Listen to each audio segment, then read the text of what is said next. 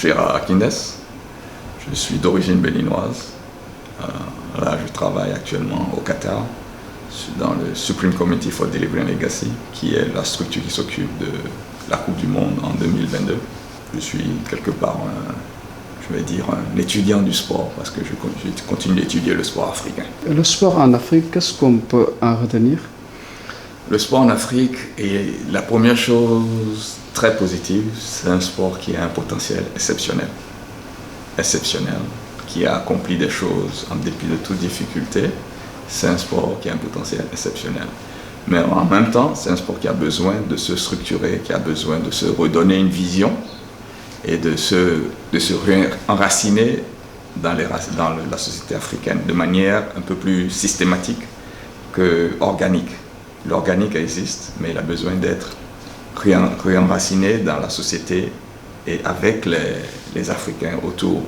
Mais c'est un sport qui, pour moi, a un potentiel dont on n'a pas 10% de notre potentiel en réalité. D'accord. C'est quoi Africa Sport Network? Africa Sport Network, c'est une initiative qui vient on a une série surtout d'universitaires et de praticiens du sport qui ont une chose en commun, c'est le sport, l'Afrique et sa passion. Et la passion pour le sport et l'Afrique. Ça, c'est un peu le réseau. Il vient d'un ensemble d'individus qui ont décidé qu'il fallait étudier le sport en Afrique de manière un peu plus scientifique et de manière interdisciplinaire. J'insiste sur leur côté interdisciplinaire parce que on a tendance à voir le sport souvent un peu trop comme juste une pratique physique. Et au-delà de la pratique physique, de la performance, les équipes nationales, les médailles, le sport fait partie de la société autant que toute autre chose, comme la culture. Le sport, c'est un carrefour que tous les éléments d'une société, vers lequel tous les éléments de société vont converger à un moment ou à un autre. On ne fait pas du sport sans toucher aux enfants, aux adultes, à la culture, à la politique. C'est vraiment au milieu d'une société. Qu'on le veuille ou non, c'est comme ça. Donc, on a décidé de se mettre ensemble pour d'abord pousser, encourager cette approche un peu plus holistique, un peu plus interdisciplinaire du sport.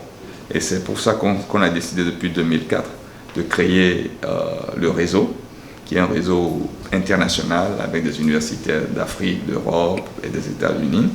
Et venir en Afrique, pour nous, pour le réseau, c'est continuer à étudier le sport, continuer à stimuler et encourager l'étude du sport, parce que l'étude permet de comprendre permet d'agir. Donc, c'est un peu notre objectif. Et justement, pour une approche holistique de sport en Afrique, quels actes vous avez posés dans le sens de sa vulgarisation on est dans ce processus-là. Donc, ce qu'on a fait essentiellement, mais on ne porte pas les publications.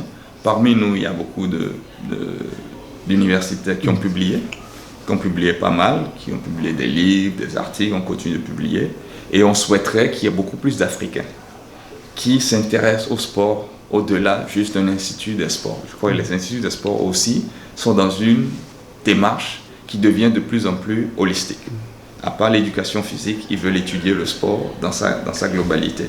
Donc on a quand même pas mal de publications. On a organisé des conférences sur 13 conférences qui permettent aux gens de se rencontrer, d'échanger, et des sportifs, des non-sportifs, des universitaires.